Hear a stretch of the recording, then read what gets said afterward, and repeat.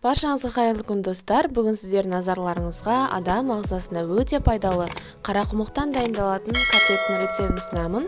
Видеоны соңына дейін тамашалап, менімен бірге болыңыздар. Қарақұмықты 2-3 мәрте жақсылап жуып, тұзын салып, орташа отқа қоямыз. Ол дайын болғанша келесі табаға сәбіз, пияз және сарымсақты қосып жақсылап қуырып аламыз.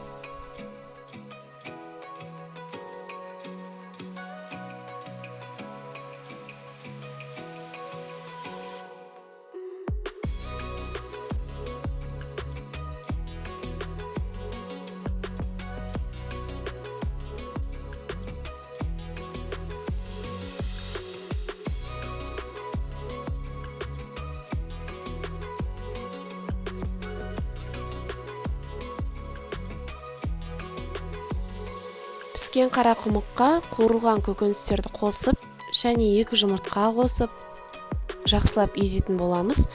Қолмен де езсеңіз болады, немесе тез болу үшін блендер қолдансаңыз да болады. Ең бастысы, ешқандай түйіршіксіз езілу керек.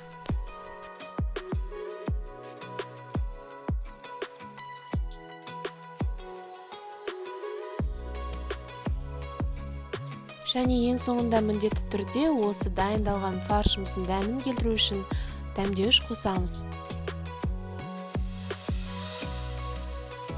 Енді дайын болған фарштан үлкен қасықпен 1 қасық қолымызға ала отырып, домалақ немесе сопақ форма береміз, яғни котлетімізді дайындаймыз. Котлетімізді ұнға немесе нан ұнтағына аунатып, барлығын осылай дайындап аламыз.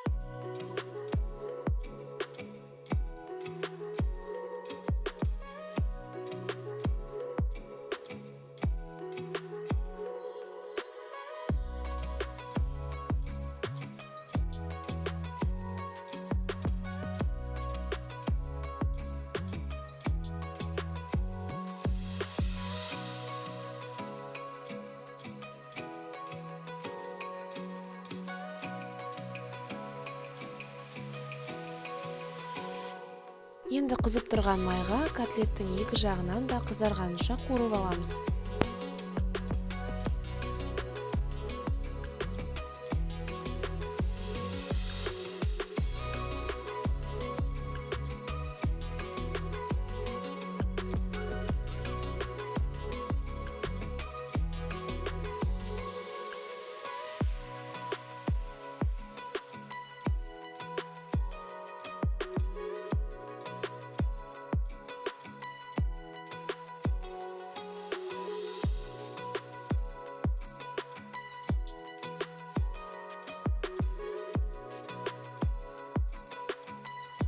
Міне достар, осымен біздің котлетіміз дайын.